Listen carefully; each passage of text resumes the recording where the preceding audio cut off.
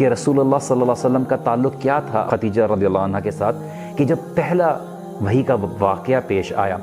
اور رسول اللہ صلی اللہ علیہ وسلم was confused، کس کے پاس پہلے گئے؟ خدیجہ رضی اللہ عنہ کے پاس،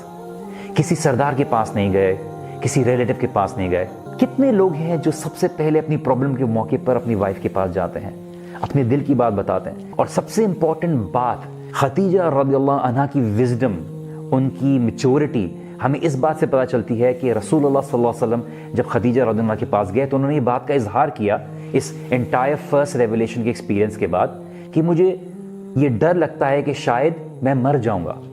لیکن خدیجہ رضی اللہ عنہ کیا فرمائے کہ اللہ آپ کو کبھی بھی ضائع نہیں کرے گا۔ کیوں؟ نمبر 1 کہ آپ اپنے رشتہ داروں کے ساتھ اچھا تعلق رکھتے ہیں،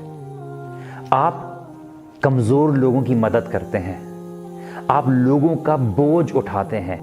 آپ جو مہمان ہیں اس کی مہمان نوازی بہترین انداز سے کرتے ہیں، اگر کسی کا حق دلانا ہے تو آپ اس کا حق دلاتے ہیں۔ تو خدیجہ رضی اللہ عنہ نے کیا فرمایا کہ آپ یہ چیزوں کا خیال رکھتے ہیں، اللہ تعالیٰ آپ کو کبھی بھی ضائع نہیں کرے گا۔